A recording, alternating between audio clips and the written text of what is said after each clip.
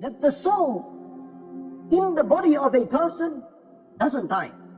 Ibn Taymiyyah rahimahullah says the soul never dies. It only tastes death. What dies is the actual body. And there is the word of taste. The soul will taste death as it comes out, shifts from hayatul dunya, from the worldly life, transitioning into hayatul barzakh, moving from one to another. That's all.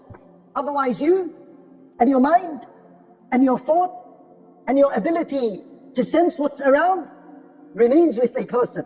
The soul, it comes out of the human body in 6 stages. We want to speak about these 6 stages that Allah subhanahu wa ta'ala mentioned in the Quran, and they were mentioned by the Nabi sallallahu alayhi wa sallam in the ahadith.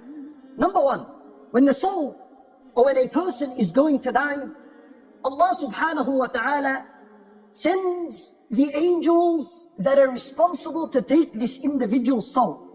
Because even though it is Malakul Maut that takes the soul out, his job is the last job. And this Malakul Maut has an army of angels that work for him. They're the ones that extract the soul first and foremost. Allah Azza wa Jalla, He said, our messengers, meaning our angels, will cause him to die. That's in the first stage. So in the first stage, Allah sends these angels to this person. In the first stage, it is the day of your death. Allahu Alam, in which hour of the day or hour of the night it would be. But there is a day of death that is written for each and every single one of us. On that day, exactly as soon as this day enters, the angels are prepared and they're ready and they're coming down. The second stage, these angels have arrived. They're at the body now. The second stage is the collection of the soul from the body. So the angels begin by extracting the soul from the tip of the toes. And as a result, the toes go cold and numb. And the soul is being pulled out upwards. So now it's collected from the foot. And it's collected from the shin. And it's collected from the knees.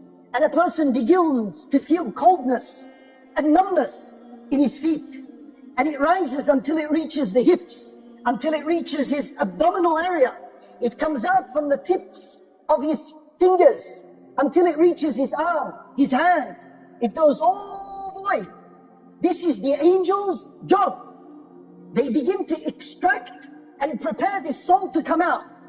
And a person senses that something is happening and something is going wrong with his body. That's when all these machines, if he's in the hospital, begin to give abnormal readings. The third stage is the stage in which the soul reaches at-taraqi. Allah Azza wa Jal, He mentions the third stage in Surah Al-Qiyamah. He says, when the soul reaches at-taraqi, which is the collarbone here. So this is the third stage. This is the time in which Allah would say, وَقِيلَ مَنْ رَاقَ.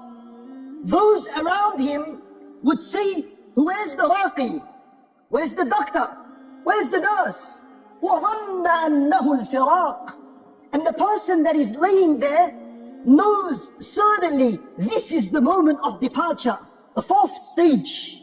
Allah subhanahu wa ta'ala, He says in Surah Al-Waqi'ah, now the soul has moved from at-taraqi, from the collarbone, and it has pushed up towards al-hulqum, which is the throat. At that moment, Allah says, those around him are looking. There's nothing else they could do other than look at him. Allah Azza wa Jal, He says, and we are closer to him than you, however you cannot see it. What does this mean? It means that the angels of Allah are closer to him than you, and you cannot see them. And the dying person sees the angels. It is at this moment that the person experiences fitnatul mamat. This is the worst of the stages. This is the painful stage. This is the most difficult stage. And that is when a shaitan will have the last battle with you.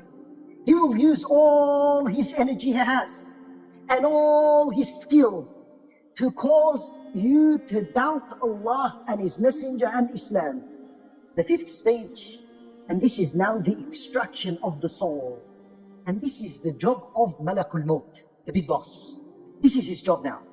The final stage, Allah Azza wa Jal mentioned it in Surah Al-Nazi'at. Two situations. Malak al-Maut ripping out the soul from this body. وَالنَّاشِطَاتِ نَشْطًا is an-nasht. An-nasht is to undo a shoelace effortlessly. That's how the believer's soul is extracted, whereas the disbeliever's soul, it is ripped out.